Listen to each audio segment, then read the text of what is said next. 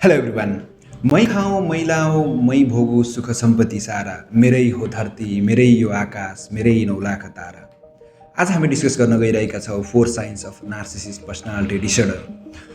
र यो नार्सिसिस्ट भन्ने शब्द चाहिँ तपाईँले टिकटकमा, इन्स्टामा, इभन सोसियल मिडियाहरूमा सुनिराख्नु भएको होला। तर यो खासमा केही पनि होइन, एउटा कन्डिसन हो एउटा कुनै पनि पर्सनको, जहाँ चाहिँ उसले आफूले आफूलाई त्यो भयो भन्दा पनि एकदम अनरिजनेबली चाहिँ उसलाई हाई इम्पोर्टेन्स दिन्छ। सबै नै मै हो भन्ने खालको। र यसको साइनको पहिलो साइन छ ग्रान्डियोसिटी।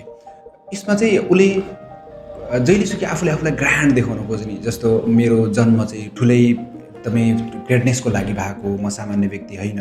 हालाकि उसले आफ्नो जीवनमा केही पनि काम गरेको छैन, उसले आफ्नो जीवनमा माखो पनि मारेको छैन, तर पनि उसले आफूले आफूलाई चाहिँ अब म चाहिँ एकदमै खतरनाक छु, म स्पेसल छु र अरू व्यक्तिहरू चाहिँ average yeah below the average छ भनेर चाहिँ सोच्छ र एक खालको फ्यान्टेसीमा बाँच्ने भनौँ न। अनि जस्तो मैले चाहेँ भने त प्रलय आउँछ प्रलय भनेर भन्ने। हालाकि उसले चाहिँ भन्दा कुकुर पनि आउँदैन, द्याट्स डिफ्रेन्ट थिङ।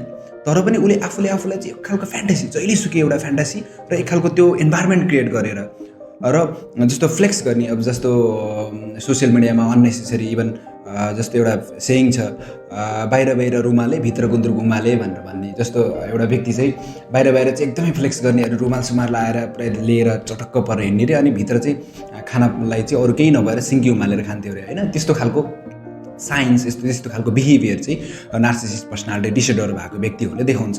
र दोस्रो छ एउटा आफ्नो अरू व्यक्तिबाट चाहिँ जहिलेसुकै एडमायर हुन खोज्ने, जहिलेसुकै तारिफै खोज्न खोज्ने, अनि एकदमै अब्सेस्ड हुन्छ। अरू व्यक्तिले तारिफ गर्यो भने चाहिँ एकदमै खुसी हुने, अनि पछि तारिफ गरेन भने चाहिँ एकदमै इरिटेटेड फिल हुने होइन। जस्तो सोसियल मिडियामा पनि लाइक्सको लागि मात्रै केन्द्रित भएर पोस्टहरू गर्ने, र यदि कसैले पनि एउटा मात्र नेगेटिभ कमेन्ट गरिरहेको छ भने त्यसको खेद खन्ने, किनकि त्यसले किन गरिस् कसो गरिस् भनेर। किनकि उनीहरूले चाहिँ सेल्फ स्टिमै एकदमै लो हुन्छ कि उनीहरूको, र जस्ट इगोलाई चाहिँ कन्सटेन्टली फिड गरिराख्नु पर्ने हुन्छ। र यिनीहरूले के टेक्निक युज गर्छ भनेर भन्दाखेरि फिसिङ फर कम्प्लिमेन्ट। जस्तो कसरी भनेर भन्दाखेरि म खासै इन्टेलिजेन्ट छैन नि होइन, अनि म खासै राम्रो छैन नि भनेर भन्ने होइन। अब अरूलाई त्यो भनिसकेपछि त अगाडिको व्यक्तिले त अभियसली होइन त त राम्रो छस् अथवा त बुद्धिमान छस् भनेर त भन्ने भयो नि त। जसरी हुन्छ जुन टेक्निक युज गरेर पनि उनीहरूलाई चाहिँ राम्रो राम्रो कम्प्लिमेन्ट चाहियो। र तेस्रो नम्बरमा छ ल्याक अफ एम्प्याथी।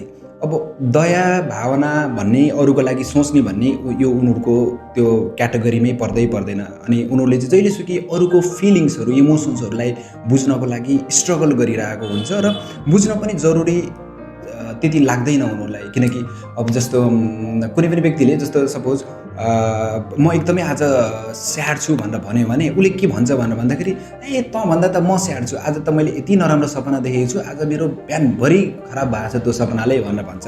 हालाकि जस्ट अब सपनाको कम्पेरिजनमा भए पनि आफू स्याड भएका कुरालाई अगाडि राख्नु पऱ्यो उसलाई। किनकि तपाईँ के कुराले स्याड हुनुहुन्छ, अब के हो भन्न त, सेयर गर्न त मलाई भन्नु छैन।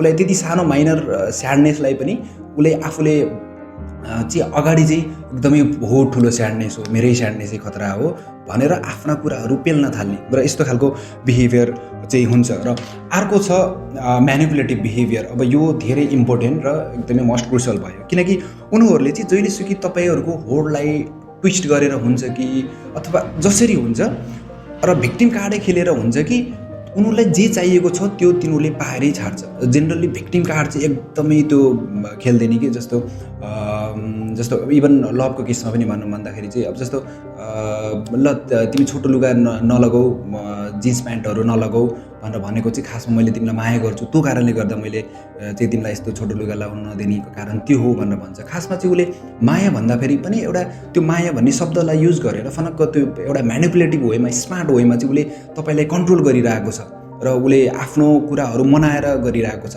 र अर्को छ एउटा ग्यास लाइटिङ भन्ने कुरा। यसमा चाहिँ के गर्छ भनेर भन्दाखेरि चाहिँ सेल्फ डाउट क्रिएट गरिदिने, र इभन मेमोरी। यो ग्यास लाइटिङ त एकदमै खतरनाक उसो, र हामी सेपरेट भिडियोमा पनि यसलाई डिस्कस गरौँला।